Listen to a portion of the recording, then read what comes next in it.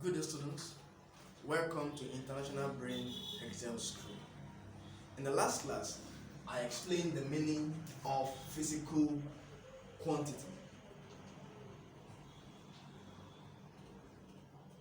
And I said physical quantity are simply the measurable and the observable during a physical experiment. I also mentioned the types of physical quantities that we have. I said we have two main types. We have basic and we have derived. And I list out the examples of basic and derived quantities in the previous class. Alright, please, if you missed the previous class, listen to it again as we continue with this class. Alright, so I'll be explaining the word measurable. So I said quantity is what? The measurable and the what? Observable during a physical experiment. So what does this word measurable means? Alright, if a quantity is a measurable and observable, it implies that every quantity we must be able to measure every quantity that we have. Alright, so the process of ascribing, so when we're talking about your quantity, we have to do two things. Number one, we have to ascribe a numerical value.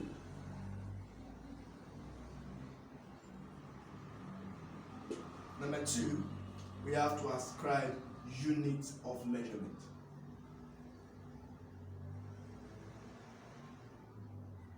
Two things.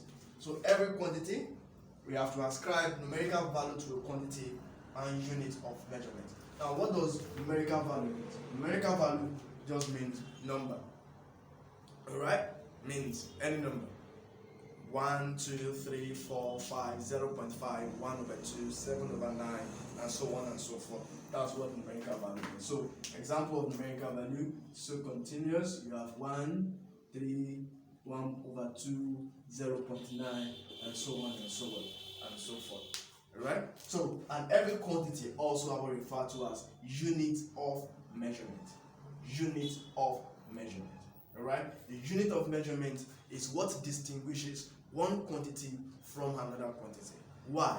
Because numerical value is not enough, is not sufficient to give us the property of a quantity. Now let me try to tell you what that means. Imagine I said 1. I'm talking about currency now. If I said 1, what does it mean? In currency, it doesn't mean anything. Is it $1? Is it £1? Is it €1? Is it 1 naira? So the naira, the pounds, the euro, that is at the back of that 1 gives that 1 his meaning. Alright? So the same thing with quantity. So every quantity has his own corresponding unit.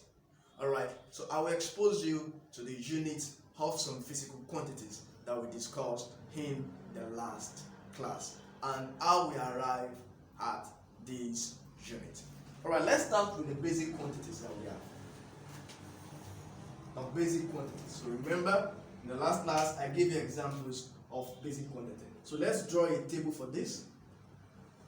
So we have quantity at the first row. Second one, we have the symbol of that quantity. Okay, then we can have after symbol, let's have the unit of measurement.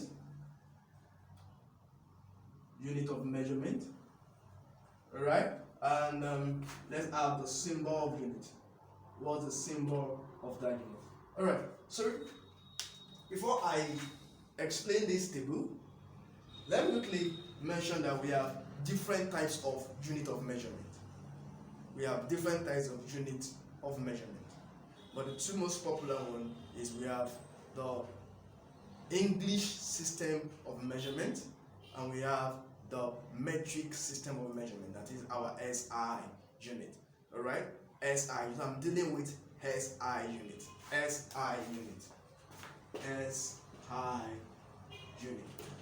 Alright? Which is an acronym from System International Unit. Alright, the acronym for System International Unit. Alright, so let's do with time.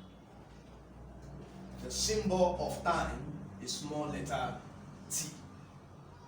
Alright, the unit of measurement of time is second, and the symbol is simply s. Number 2, let's go to length or distance. Length or distance. The symbol of length or distance is either we use s or we use x. The unit of measurement is meters. The SI unit is meters. The symbol of meters is m. Let us go to number 3. We have mass. Mass. The symbol of mass is m. The unit of measurement of mass is kilogram. And the symbol of kilogram is kg. K, kilo, G, gram. Next thing, we have temperature.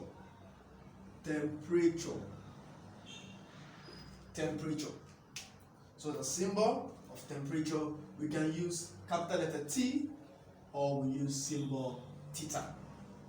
Alright? Theta. And the unit of temperature is Kelvin. And the symbol of Kelvin is K. Alright? We have electric current. The symbol of electric current is I.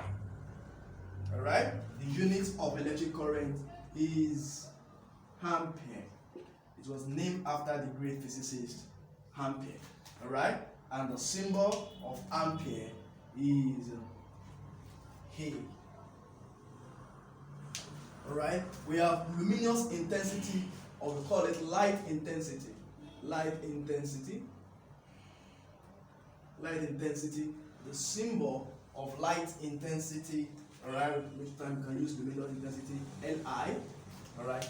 The unit is candela. Sorry, I should use Li. The unit is candela. And the symbol is most time. Alright? Can use C and most time. Let's make that. Most time just write it in full candela. Excuse me. So these are the unit, the quantity, the symbols, the unit, SI unit, and the symbol of the unit. Alright, so these are for basic quantity. Now let us go to 4 derived quantities. Derived quantities. Let's examine 3 or 4. I will have to add something to this. Okay, I know I have to, maybe please refer to the last class. I already give you the formula in the last class. Okay, let me refer to the formula again so that it will enable us to understand it very much better. So we have the symbol. Okay, we have the symbol. We can have the formula. We can have the formula. Yes. Formula. And we can have unit. S-I. Unit. Okay. So let's look at this table. Alright? Let's look at this table. Alright, the first thing we have is what? Quantity. So let's look at area. Number one, for derived quantity, area. The unit, the symbol of area is what? We simply use capital letter what? A to represent our area. The formula for area, remember I've explained that. That's length times what? Length times breadth. And the SI unit of area is meter squared. M squared. Alright, how do we arrive at it? Length is meters, breadth is meters. Meter times meter, giving us meter squared. Number two, we have volume. Volume. That's V. The symbol of volume is V. The formula for volume is what? Length times breadth times what? Height. Alright? And that will give us meter cube. Number three, we have speed. Speed. Speed. The symbol of speed is S. Small letter S. And that is, the formula is distance over time. Distance over time. Alright? And distance is meters divided, that is per. Time is seconds. Or we can simply write it in this short form, which is ms raised to power negative 1. Alright? We have velocity. Velocity. The unit of velocity is, sorry, the symbol for velocity is V. Small letter V. Alright? And the formula is displacement over time. You see that? Displacement is what? That is m meters time per second. You see that? That means having the same unit with what? With speed, which is also meter per second. This is pronounced ms raised to power negative 1. Alright? So we have acceleration. Acceleration. So the symbol for acceleration is small letter a. And the formula is velocity over time. Alright? Our velocity, the unit for velocity is what? Alright, class? Look at it. The unit for velocity is what? Meter per second. Alright? Then divided by time divided by seconds. Let's do simple indices. Alright? Simple mathematics, right? That is meter per second. Divide which into what? Times 1 over s. Right? That will give us m over x squared. See that? That is meter per second squared, or simply mx raised to power negative 2. And finally, let's zero it force. Force. Symbol for force is F. F. F. F. Alright? So what is force? Force is mass times acceleration. See that? Force is mass times acceleration. Alright. What is the symbol for mass? Remember? Remember? That's kilogram. Symbol for mass is what? Kilogram. You remember that? Good. Symbol for acceleration. What's the unit of acceleration? Alright? Meter per second squared. So this is the unit of acceleration. But this unit is expressed simply as Newton.